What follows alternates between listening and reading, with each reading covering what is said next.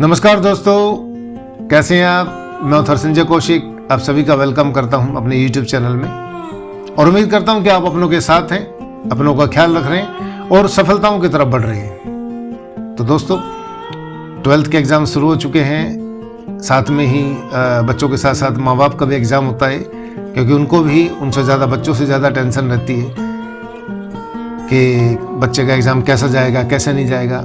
क्योंकि बच्चों के साथ साथ पेरेंट्स भी सपने देखने लग जाते हैं कि उनका बेटा या उनकी बेटी अब 12th के बाद ये कोर्स करेगी या उसको हम ये बनाएंगे, उसकी ये तैयारी चल रही है। तो ऐसे ही मैं एक चीज़ ज़रूर कहना चाहूँगा सभी बच्चों को, जो भी 10th में है, 11th में है, 12th में है या 9th में है, कि हमारी लाइफ का बेस क्या है। हमारी लाइफ का, हमारे जीवन का बेस क्या है। हमारे जीवन का बेस है हमारे सपने, जो हम सभी देखते हैं कि मैं एक दिन ये बनूंगा, एक दिन ये करूंगा। और सपनों का जो बेस होता है, बहुत से लोग सपने तो देख लेते हैं, लेकिन 12th तक मेहनत करके देखते हैं कि रिजल्ट क्या निकला है। उसके बाद ज़िंदगी उन्हें जो भी देती है, आर्ट्स, कॉमर्स, नॉन मेडिकल, जो भी उनको मिलता है वो स्वीकार कर लेते हैं और उसी को लेकर के भगवान की इच्छा समझ के आगे बढ़ने लग जाते हैं।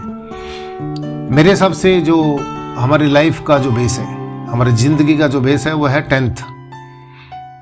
10th अगर आप ठीक से कर लेते हो, 10th मैट्रिक में जो अगर आप ठीक से मेहनत कर लेते हो, ठीक से पढ़ लेते हो, तो आपका 11th 12th तो वैसे ही मक्खन की तरह निकल जाएगा। फिर आता है 11th में अगर आप कॉमर्स ले रहे हैं तो अलग बात है, आर्ट्स ले रहे हैं तो अलग बात है, लेकिन अगर हम नॉन मेडिकल ले रहे हैं तो 11th को आप एक अपने कैरियर का बेस मान के चलो। कैरियर का बेस मान के चलो। बहुत से लोग क्या करते हैं, जो अक्सर मैं देखता हूं कि 10th, 11th और 12th इसमें तकरीबन जो ट्यूशन बच्चे लगाते हैं कि ट्यूशन लगाना है, क्योंकि पहले ट्यूशन का चलन इतना नहीं था, क्योंकि टीचर्स एक से बढ़कर एक क्वालिफाइड, लायक और बहुत ही बेहतरीन टीचर होते थे। और ये नहीं कि टीचर आज बेहतरीन नहीं है, टीचर है, लेकिन पढ़ाई का स्तर अगर हम कहें कि गवर्नमेंट स्कूलों में अगर उसका पढ़ाई का जो लेवल देखें, तो पढ़ाई गवर्नमेंट स्कूल में तो आज रेयरली कोई अपने बच्चों को पढ़ाता है। तकरीबन सभी प्राइवेट स्कूलों में पढ़ाते हैं। और प्राइवेट स्कूलों में जो स्टडी का पैटर्न है, उसमें आप स्कूल जाओ चाहे ना जाओ, आपके ऊपर है। आपको पढ़ाई अपने आप से ही पढ़नी पड़ती है, चाहे ट्यूशन से पढ़ो चाहे सेल्फ स्टडी करो। और सेल्फ ट्यूशन जाते हैं तो तकरीबन बच्चों का मोटिव क्या रहता है, तकरीबन मैक्सिमम बता रहा हूँ क्राउड का, कि यार ये फलाने ट्यूशन पे जाते हैं, वो कोचिंग सेंटर सही है, वहाँ पे क्राउड अच्छा आता है, क्राउड ठीक आता है। क्राउड के चक्कर में, क्राउड का मतलब समझ रहे हैं ना, आजकल क्या ये शुरू से यही रहा है कि क्राउड का मतलब कि यार वो ट्यूशन सेंटर ठीक है, वहाँ पे ना अच्छे फलाने DAV की लड़कियां लड़के आते हैं, DPS के लड़के लड़कियां आते हैं, वहाँ क्राउड अच्छा रहता है। भैया जो लड़के लड़के आते हैं वो सुंदर भी होते हैं, इंटेलिजेंट भी होते हैं, इसलिए शायद वो, उनका सब कुछ डिसाइडेड होता है, उनका लाइफ का जो एम है वो सब डिसाइडेड है। MBBS करना है, किसी को कुछ करना है, वो सब निकल जाते हैं। और जो क्राउड की साधना करते रहते हैं, वहाँ क्राउड अच्छा आता है, फिर वो एक दिन खुद क्राउड बन के रह जाता है।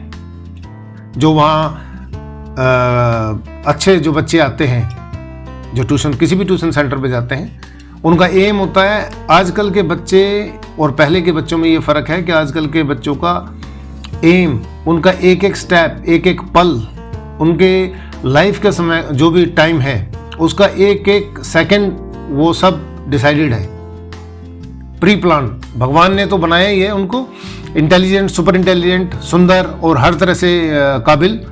साथ ही उन्होंने भी अपना एक बहुत अच्छा सिस्टम बना रखा है कि हर सेकंड उनका डिसाइडेड है, एम उनका डिसाइडेड है। तो भैया आप क्राउड के चक्कर में वहीं के वहीं खड़े हो जाते हो और क्राउड निकल जाता है कहीं और। कोई अमेरिका में सेटल हो जाता है, कोई लंदन में सेटल हो जाता है, और आप क्राउड के चक्कर में क्राउड बन के इंडिया में ही रह जाते हो। इंडिया में रहना कोई गलत बात नहीं कह रहा हूँ मैं, लेकिन उस क्राउड में रह जाते हो जहाँ आप जब स्टडी करोगे तो भी विशाल कंपटीशन रहता है। और जब आप जॉब के लिए जाओगे तो वही क्राउड फिर आपको परेशान करता है। कंपटीशन कहते हो कि कंपटीशन बहुत ज़्यादा टफ है और ये है और वो है, फिर वही क्राउड आपको परेशान करता है। इसलिए क्राउड के चक्कर में मत पड़ो, क्वालिटी देखो, चाहे वो कोई भी कोचिंग सेंटर हो, चाहे वो कोई भी स्कूल हो, चाहे वो कोई भी टीचर हो, क्वालिटी देखो, उसकी मेहनत देखो, डेडिकेशन देखो, उसके बाद डिसाइड करो कि हाँ कौन सा कोचिंग सेंटर ठीक है, कौन सा तुम्हारे जो एम है वहाँ तक लेके जा सकता है। बहुत से लोग कहते हैं यार फलाना टीचर तो ऐसा है कि उसको तो लास्ट मोमेंट में जाके भी अगर हम वो करते हैं तो पूरी मेहनत करता है और हमारा बेड़ा पार करा देगा। बेड़ा पार होगा लेकिन लाइफ नहीं बनेगी भैया। इसलिए शुरू से आप अपना सब कुछ डिसाइडेड, टाइम मैनेजमेंट जो होती है कि मेरे को क्या करना है लाइफ के अंदर, कितनी देर पढ़ना है, उस जो मेरा एम है उस एम का टारगेट जो एम है उसकी रिक्वायरमेंट क्या है कि मेरे को कितनी देर पढ़ना पड़ेगा, कहाँ से कोचिंग लेनी चाहिए, कौन से सब्जेक्ट का कौन सा बेस्ट टीचर है। ठीक है, तो इसलिए आप क्राउड के चक्कर में ना पड़े। क्राउड अगर आपको क्राउड ही देखना है तो स्कूल में कोई पढ़ाई गंदी थोड़ी होती है, ख़राब थोड़ी होती है। आप स्कूल में 50 बच्चे 40 बच्चे एक क्लास में हो तो वहाँ भी पढ़ सकते हो। तो जहाँ क्वालिटी बेस्ट हो, पढ़ाई की जहाँ क्वालिटी अच्छी हो, जहाँ आपको डेडिकेशन के साथ टीचर मिले, मेहनती आपके साथ साथ पूरा मेहनत करने वाला टीचर मिले, वहाँ जाओ, वहाँ ज्वाइन करो, उनसे शेयर करो जो आपकी प्रॉब्लम्स है। और जितना जल्दी जगोगे लाइफ में स्ट्रगल उतना कम रहेगा, और लाइफ में स्ट्रगल कम रहेगा, आपका एम अचीव करने का जो सपना है वो आसान हो जाएगा। अदरवाइज ज़िंदगी भर लाइफ जो देगी वो लेना पड़ेगा, स्वीकार करना पड़ेगा और उसी के साथ कंप्रोमाइज़ करके आगे बढ़ना पड़ेगा। और क्राउड की बात करते हैं तो फिर इंसान क्राउड में ही फंस के रह जाता है। क्राउड करने वाला, चिल्लाने वाला इंसान एक दिन उसी क्राउड में फंसकर उसी का हिस्सा बन के रह जाता है। और मैं अक्सर कहा करता हूँ, जो हमारे स्टूडेंट्स हैं उनको भी, जो हमारे यंगस्टर्स हैं उनको भी, मैं अक्सर कहता हूँ कि क्राउड की कोई पहचान नहीं होती। अब यहाँ किसान आंदोलन चल रहा है, किसान आंदोलन में कभी सुना है कि किसी भी XYZ ने ये काम कर दिया, किसानों ने ये कर दिया, किसानों की भीड़ ने ये कर दिया, किसानों की भीड़ ने पथराव कर दिया?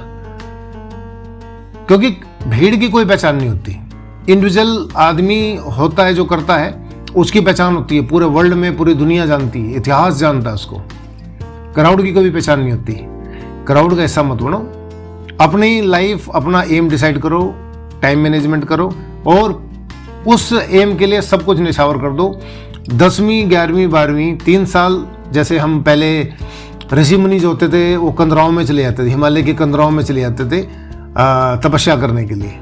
10वीं 11वीं 12वीं 3 साल तपस्या है, तपस्या के लिए तपस्या की तरह समझो और अपना जो भी कुछ निछावर कर सकते हो, समर्पित कर सकते हो, सब इन 3 साल के लिए समर्पित कर दो। उसके बाद लाइफ में चाहे आप IAS बनो, चाहे डॉक्टर बनो, चाहे इंजीनियर बनो, कुछ भी बनो, लाइफ आपकी होगी, आपके हिसाब से चलेगी। नहीं तो पूरी लाइफ आपको लाइफ के हिसाब से चलना पड़ेगा, जो लाइफ देगी वो ग्रहण करना पड़ेगा। हमेशा मैं बार बार बोल रहा हूँ, क्राउड की कोई पहचान नहीं होती है, क्राउड की कोई पहचान नहीं होती है। अपनी पहचान बनाओ और क्राउड के चक्कर में मत पड़ो भैया, क्राउड तो आगे निकल जाती है, आप क्राउड का हिस्सा बने रह जाओगे। इसलिए किस ट्यूशन सेंटर पे, किस कोचिंग सेंटर पर कैसा क्राउड आ रहा है ये मैटर नहीं करता। कौन सा कोचिंग सेंटर आपको आपके एम के पास लेके जा रहा है हाथ पकड़ करके, कौन सा टीचर आपके साथ साथ आपके एम तक आपकी उंगली पकड़ कर लेके जा रहा है, कौन सा टीचर आपके लिए मेहनत कर रहा है, आपके लिए पेन ले रहा है, वो मैटर करता है। So thanks a lot and wish you all the best for your exams. और जो भी नए बच्चे हैं 11th में आए हैं या 12th में आए हैं अभी या 10th में आए हैं, उन सभी को मोस्ट वेलकम। और वही बात मैं बार बार कह रहा हूँ कि क्राउड के चक्कर में नहीं पड़ना, क्राउड का पार्ट नहीं बनना, अपनी पहचान खुद बनानी है। Have a nice day and great future.